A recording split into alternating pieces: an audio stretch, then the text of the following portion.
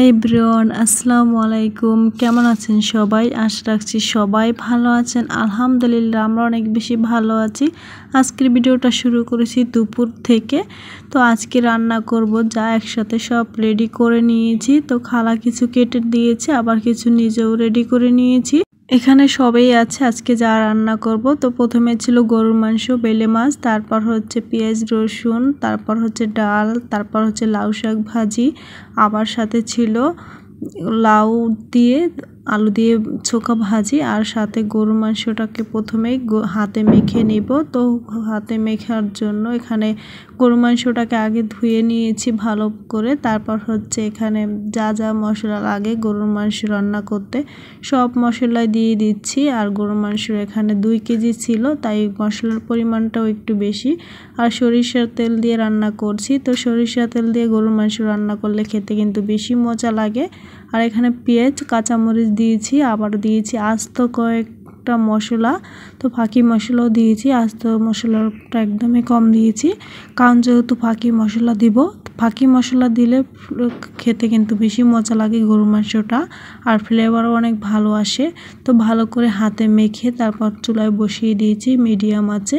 তো এখানে হচ্ছে গরুর মাংসটা বসানোর পর তারপর হচ্ছে বাইল্লা মাছগুলো ফ্রাই করে নিচ্ছি। তো বাইল্লা মাছগুলো ফ্রাই করার জন্য প্রথমে লবণ হলুদ মেখে নিয়েছি। যখন ফ্রাই প্যানটা গরম হয়ে গিয়েছে তখন মাছগুলি দিয়ে ভেজে নিচ্ছি। আর এদিকে হচ্ছে লাউ ছোকা আর হচ্ছে সাথে আলু ছিল, তো ওইগুলি পাতলা পাতলা করে কেটে নিয়েছি। কেটে নেওয়ার পর এখন সিদ্ধ দিয়ে দিচ্ছি। সিদ্ধ করার পর তারপর হচ্ছে ভাজিটা করে নেব। তো ভাজিটা করার জন্য এখানে পরিমাণ মতন তেল, পেঁয়াজ দিয়ে তারপর হচ্ছে কাঁচামরিচ দিয়ে পেঁয়াজটা নরম হওয়া পর্যন্ত ভেজে নিব। যখন পেঁয়াজটা নরম হয়ে যাবে তখনই দিয়ে দিচ্ছি এখানে পরিমাণ মতন হলুদের গুঁড়ো আর স্বাদ মতন লবণ দিয়ে তারপর কিছুক্ষণ হলুদটাকে ভেজে নেব তেলের সাথে, আর হলুদের গন্ধটা চলে যাবে। তারপরে একটা ডিম দিয়ে দিচ্ছি। ডিমটা দিয়ে এখন ডিমটাকে একদম ঝুরি ঝুরি করে নিচ্ছি। তারপর ডিমটা ভাজার পর এখন ভাজিগুলি দিয়ে দিচ্ছি। সবজিটা দেওয়ার পর এখন ভালো করে মিক্সড করে নিব। তো মিক্সড করার পর তারপর ঢাকনা মোড়া দিয়ে দিব। আর চুলার আঁচটা মিডিয়াম আছে। তো মিডিয়াম আছে ভাজি করে নিচ্ছি। আর এই ভাজিটা খেতে কিন্তু অনেকটাই মজা লাগে। তো আমাদের কাছে ভালো লাগে, আপনাদের কাছে কেমন লাগে অবশ্যই কমেন্ট করে জানাবেন। তো ঢাকনা মোড়া দিয়ে কিছুক্ষণ রেখেছি। তারপর ঢাকনাটা উঠিয়ে আবারও সুন্দর করে লাড়া দিয়ে দিচ্ছি। আর ডিম দিয়ে ভাজি করলে এই ভাজিটা খেতে বেশি মজা লাগে। এবার এটা চাইলে চিংড়ি মাছ দিয়েও করা যেত, তো আমরা ডিম দিয়ে করলে আমাদের কাছে বেশি মজা লাগে। যা আমার ভিডিওর সাথে আছেন এখনও একটা লাইক দিতে ভুলে গেছেন, প্লিজ লাইক দিয়ে দিবেন। আপনাদের একটা লাইক আমাকে আরও নতুন নতুন ভিডিও বানানোর উৎসাহ জাগায়, আর আমার ভিডিওটা অন্যদের মাঝে পৌঁছে দিতে সাহায্য করে। এর মধ্যে ভাজিটা করা হয়ে গিয়েছে। তো ভাজিটা করার পর তারপর হচ্ছে মাছটাকে রান্না করে নেব। তো মাছটাকে রান্না করার জন্য এখানে দিয়েছি পেঁয়াজ আর তেলটা দেওয়ার পর পেস্ট একটু ভেজে নিয়েছি। তারপর দিয়ে দিচ্ছি এখানে 1 টেবিল চামচ আদা রসুন বাটা, পরিমাণ মতন লবণ, 1 টেবিল চামচ হলুদের গুঁড়ো, 1 টেবিল চামচ মরিচের গুঁড়ো, 1/2 টেবিল চামচ জিরের গুঁড়ো দিয়ে এখন ভালো করে মশলাটাকে কষিয়ে নেব একটু পানি দিয়ে। মাছটাকে আজকে ভুনা রান্না করব, কোনো তরকারি দিব না। তরকারি ছাড়া যেহেতু রান্না করব তাই মশলার পরিমাণটা একদমই কম দিয়েছি। তো মশলাটা ভালো করে কষানোর পর এখন পরিমাণ মতো পানি দিয়ে দিচ্ছি। পানিটা দিয়ে সুন্দর করে লাড়া দিয়ে দিচ্ছি। লাড়া দেওয়ার পর তারপর মাছগুলি দেওয়ার পর এখন হালকা করে লাড়া দিয়ে দিচ্ছি। তো আর মাছগুলি বেশি কড়া করে ফ্রাই করে নিয়ে হালকা করে ফ্রাই করছি। তো কড়া করে ফ্রাই করলে খেতে একদমই ভালো লাগে না আমাদের কাছে।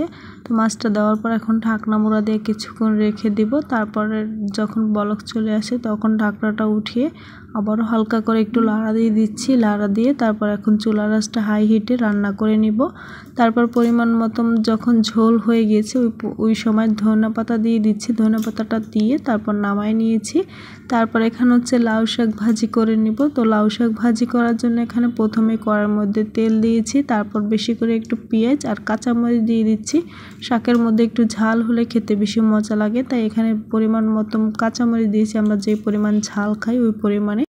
তারপর পেঁয়াজটাকে নরম করে ভেজে নিব। তো নরম করে ভাজার পর তারপর দিয়ে দিচ্ছি এখানে 1 টেবিল চামচ আদা রসুন বাটা, তারপর দিয়েছি পরিমাণ মতন লবণ, আর দিয়েছি সামান্য পরিমাণ জিরের গুঁড়ো, পরিমাণ মতো হলুদের গুঁড়ো, আর 1/2 টেবিল চামচের মতো মরিচের গুঁড়ো দিয়েছি। তারপর দিয়ে কিছুক্ষণ একটু কষিয়ে নিয়েছি। তারপর হচ্ছে গুঁড়া চিংড়ি মাছ দিয়ে দিচ্ছি। তো গুঁড়া চিংড়ি মাছটা দেওয়ার পর এখন ভালো করে একটু কষিয়ে নিব। কষানোর পর তারপর হচ্ছে শাকগুলি দিয়ে দিচ্ছি। তো শাকটাকে এখন ভালো করে মশলার সাথে কষিয়ে নিব। শাকটা দেওয়ার পরে আর কোনো পানি দিব না। শাকটার মধ্যে থেকে যে পানি বের হবে পানিটার মধ্যেই ভালো করে কষিয়ে তারপর ঢাকনা মুড়া দিয়ে রান্না করে নেব। তো এভাবে শাক রান্না করলে খেতে অনেক বেশি মজা লাগে। আর ঝোল ঝোল করে রান্না করব তাইলে তো আরও বেশি মজা লাগে। তারপরে ঢাকনা মুড়া দিয়ে দিচ্ছি। অফ ক্যামেরায় সব রান্নাটা কমপ্লিট হয়ে গিয়েছিল। আর সাথে হচ্ছে টক ডাল রান্না করেছি। এই ছিল আজকে আমাদের দুপুরের রান্না। ঝাল ঝাল করে গরুর মাংস, 2টা ভাজি, টক ডাল, তারপর হচ্ছে মাছ তরকারি। তো আজকের মতো ভিডিওটা এখানে বিদায় নিয়ে নিচ্ছি। আল্লাহ হাফেজ।